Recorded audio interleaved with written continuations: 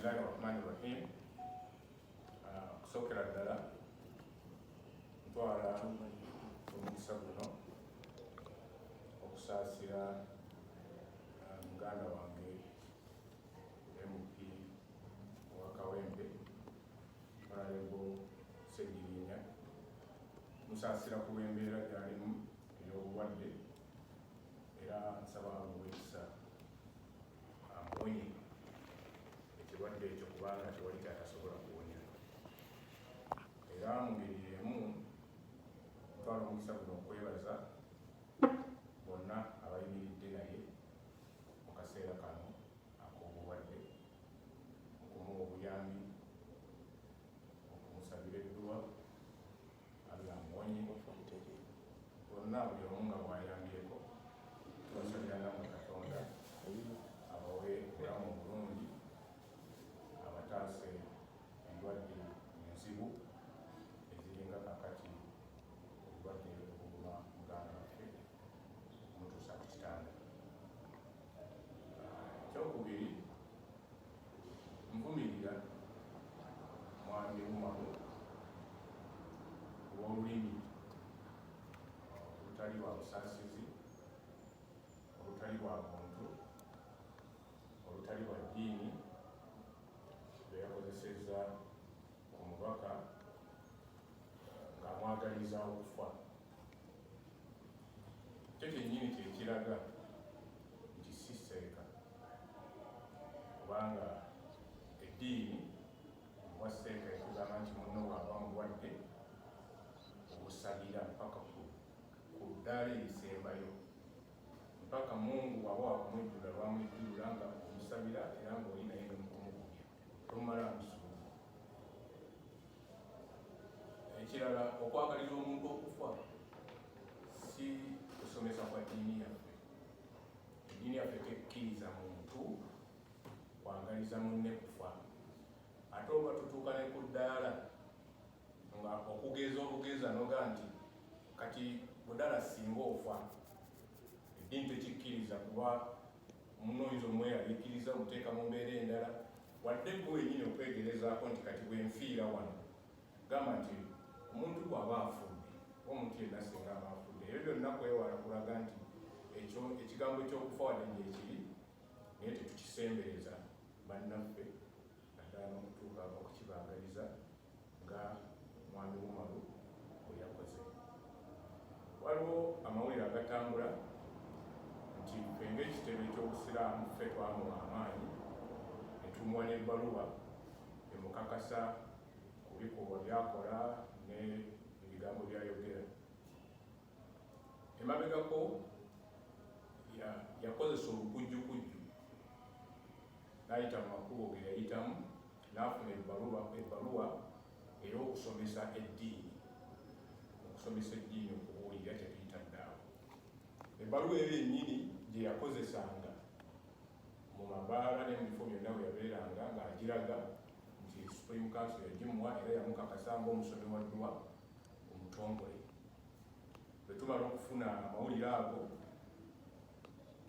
twamutumira abakulembeze baffe nga tukozesa structures zaffe, twamutumira district card ayogere naye, n'ayogera naye mwerazi, mwemanyi, mwepansi. Discard n'akolako kye yakola, n'amusindika eno ku headquarter. Ne tuyisa ebbaluwa, ne tuwandiika ebbaluwa mu butongole emenyawo ebbaluwa eri gye yatwala era emudisqualifyinga, kwegamba emujja okubeera nti tumumanyi nga Seeka nga Senga abasomesa eddiini. So ebbaluwa twagimenyawo n'ebbaluwa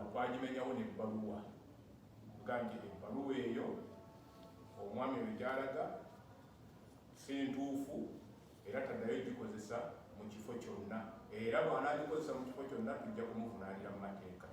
Ne tumuwa ebbaluwa eyo era agirina. Kyamukisa bulungi nti taddangayo okukola kugiraga. Kati olwaleero ebirabika ng'alinga agiraga byebyo ebikadde ebyasooka, manyi nti ab'amawulire baba babirina kati bidda ne bibanga ebiri current, naye nga ebbaluwa Supreme Council yagimenyawo. Ekigambo kyange ekisembayo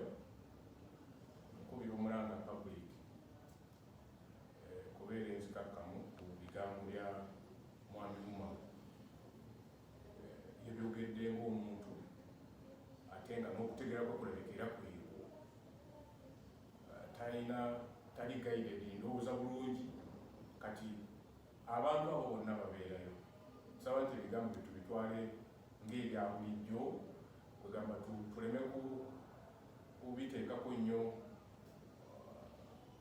bwongo waffe na birowoozo kubanga n'omuntu eyabyogedde naye yoyo omuntu eyabyogedde yoyo nolwekyo basaba nti tetubitwala nnyo ng'ekikulu ne bamaseeka bannange mwenna tuba twogera ku nsonga eno tuwuliziganye tufune ekigambo kimu kyetusobola okwogera okusinga ono okunenya ono n'okunenya oli oluvannyuma tuwunzika twenenya bwenenya buli omu anenya munne naye nga tetulina solution yonna gye tukoze ku nsobi ebeera eriwo mbaagaliza ebiseera ebirungi.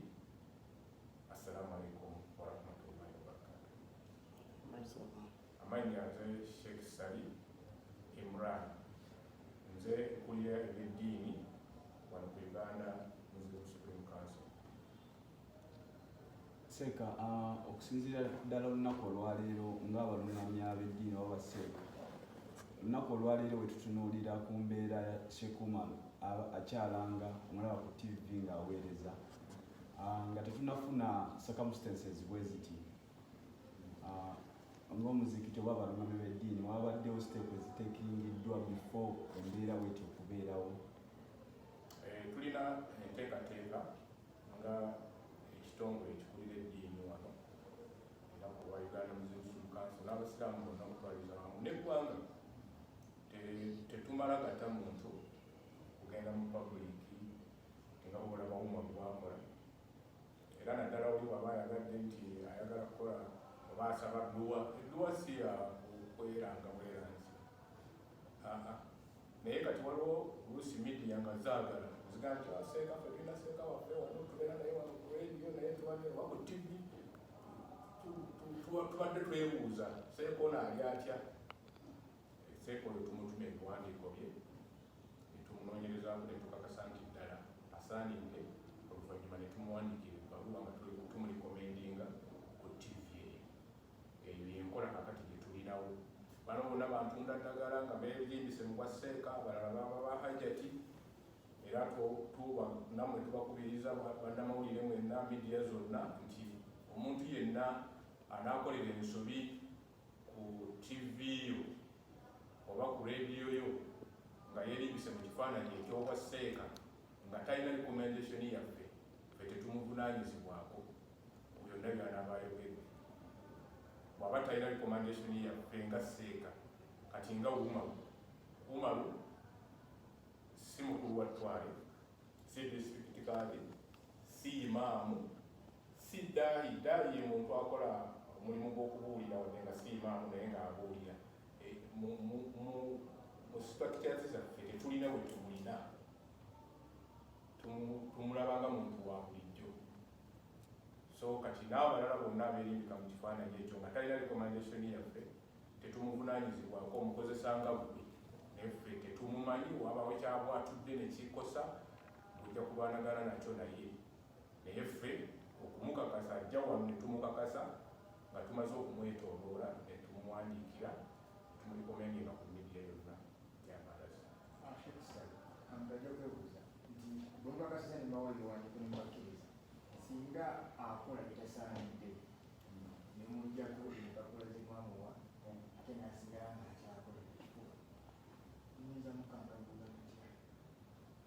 Singa tukakasa omuntu ne tumuggyako oluusi n'empapula zaffe kiwaawo okutuukibwako kubanga tusooka ne tumudisciplininga tumulabula ne tumunyonnyola nti omulimu gw'oliko bw'otambula bwe guti oluusi omuntu aseerera naye singa tukakasiza ddala nti kati yeetaaga kuyimirizibwa ne tumuyimiriza n'aguguba kati naddala nga tumuwandiikidde bwekituuka nga kyetaagisa amateeka gaba gasobola omukangavvula kubanga ffe nga ffe tuba twamwejjako ne tumusindika mu mateeka wabanga aleme okugonda naga nti nzikiriza ntudde wansi olw'ebbaluwa ebyo bye tuba twamuyisaako yennyini yetandikibwako amateeka ne gamukangavvula kuba yera evidence eraga nti si waffe mateeka kangavula. N'olwekyo kati omuntu bw'atyo byo public esalawo oba abavunaanyizibwako okukosebwa ku baba bakoseddwa okumuvunaanira mu mateeka kubanga olwedde ffe tuba tetukyamulinako obuvunaanyizibwa ku ekyo. Singa Wanuma wavuga nti si takyali sheikh, singa agenda mu maaso bavuga ntakyali aba yalikoseera tabeerangako.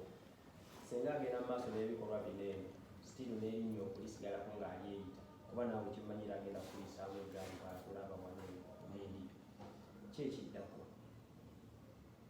ng'agenze mu maaso kifaanana n'ekibaddewo bw'agenda maaso n'okweyita erinnya tegusi tetuligenderako nnyo kubanga nze nina ne bemmanyi nga bapita ng'ate basiraamu nnyo nnyo, so ekyerinnya tetukitwambulirako nnyo naye kwegamba ebikolwa impersonation okwefuula kyatali naga nti nze ndiseeka gundi.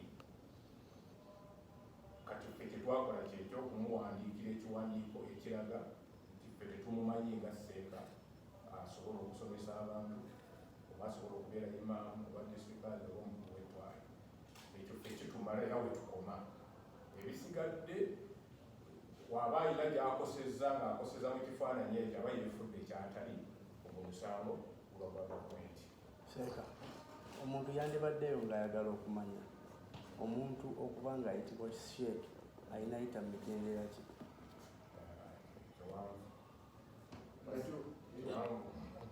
Waseeka busomwa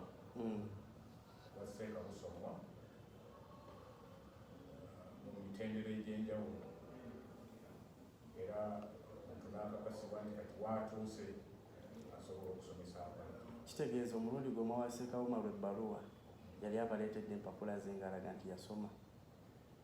Nga bwe nakugambye mu kutandika nti yakozesa olukujjukujju.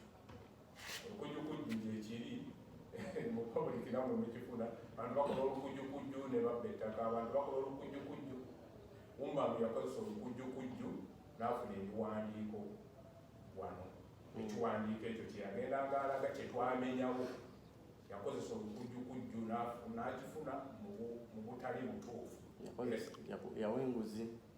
Era bwe twakitegeera olukujjukujju ekitume kyonna kyo kyagala yakozesa olukujjukujju n'afuna ekiwandiiko. Kaakati ekiwandiiko kye yafuna ne tukimenyawo nga tumaze okutegeera nti yakifuna mu butuufu era tetukivunaanyizibwako. Kyetuvunaanyizibwako kati oba ekimuvunaanyizibwako nti ebbaluwa gy'alina nga ekiwandiiko ekyo taddeyo okukiraga era si kituufu era takikozesa era tetumumanyi.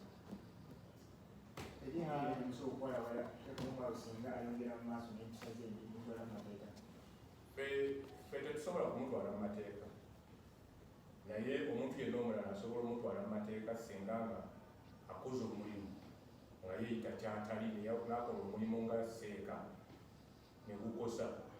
Omuntu asobola omuvunaana n'amugaa nti kakasa nti oli seeka. Kakati amateeka go gaalina bwe gasobola okumuvunaana naye kati ffe tetuvunaanyizibwa ku oyo gwe talinaako obuvunaanyizibwa naddala kati mulayini eyo ey'okweyita kyatali. olina obubaka bwonna buwa abantu abakyagembyewe nga bamanyi nti okwongereza ne ku kyono kwennyini olangirira ddala nti ne TV radio station bonna bonna balekerawo okutereka erinnya lya tayito ya sheekh nga bamukyali. Ekigambo kyange kiri kiriya nti Umaru ffe tetumumanyi nga seeka era twamuwandiikako n'ekiwandiiko ekimukakasa ekyo ekimenyawo ebbaluwa gye yanyireragako ng'agamba nti ye seeka era ffe twamutongoza. Era omuntu yenna akolagana naye mukwa seeka akolagana naye nga ye yali provinga ng'alina kyakoseza n'agamba nti yati ono seeka ffe tumuyinanga seeka naye ffe tetumuyinaako buvunaanyizibwa bwonna mulayini obwa seeka kubanga tetumumanyi.